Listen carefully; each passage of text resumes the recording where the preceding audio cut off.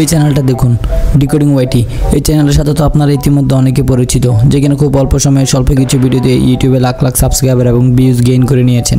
এরকম আরও অনেক চ্যানেল আছে যেগুলো খুব তাড়াতাড়ি রাতারাতি ভাইরাল হয়েছে। ভিডিওটা শুরু করার আগে চ্যানেলটি সাবস্ক্রাইব করে দিন এবং পাশে থাকা বেল আইকনটি ক্লিক করে দিন। তো ইউটিউব দিন দিন পরিবর্তন হচ্ছে এবং সেই পরিবর্তনের সাথে অনেক নিউ ইউটিউবার তাদের ভিডিওতে হাজার হাজার ভিউজের এক্সপিরিয়েন্স পাচ্ছে। এই চ্যানেলগুলো দেখার পরে আমি বুঝতে পারলাম যে এই চ্যানেলগুলো ভাইরাল হওয়ার পিছনে 3টি ফ্যাক্টর রয়েছে। সেই ফ্যাক্টরগুলো আমি আপনাকে একটু পরে বলবো। কিছুদিন হলো মাত্র ইউটিউবের অ্যালগোরিদম চেঞ্জ হয়েছে, কারণ ছোট ছোট ইউটিউবার যেমন আমি কিংবা আপনাদের মতো কন্টেন্ট ক্রিয়েটররা যেন ইউটিউবের প্রতি মনোযোগ প্রকাশ করি। আর এই চেঞ্জটি এসেছে টিকটক থেকে, কারণ টিকটক অ্যালগোরিদম নতুন ক্রিয়েটরদের ভিডিও ফর ইউতে পাঠায়, যাতে তাদের ভিডিওতে কিছু ভিউজ আসে এবং তা দেখে তারা মোটিভেশন পায় আরো ভিডিও বানানোর জন্য। আর এতে টিকটকেরই লাভ। ঠিক সেরকম আপনার মনোযোগ ধরে রাখার জন্য ইউটিউব এই ফর্মুলাটি প্রয়োগ করেছে, যাতে আপনার মনোযোগ তাদের প্ল্যাটফর্মে থাকে। আগে ইউটিউব ক্রিয়েটরদের ভিডিও আপলোড করার উপর নির্ভর করে তাদের ভিডিও প্রমোট করত, কিন্তু ইউটিউব এখন বুঝে গেছে এই ফর্মুলাটি একদমই উপকারী নয় ক্রিয়েটরদের তার প্ল্যাটফর্মে ধরে রাখার জন্য। এই পরিবর্তনের সুযোগ নিয়ে কিছু কিছু নতুন ক্রিয়েটর তাদের চ্যানেলে হাজার হাজার ভিউজ সাবস্ক্রাইবার নিয়ে অল্প সময়ে সফলতা পেয়েছে। এখন প্রশ্ন হলো,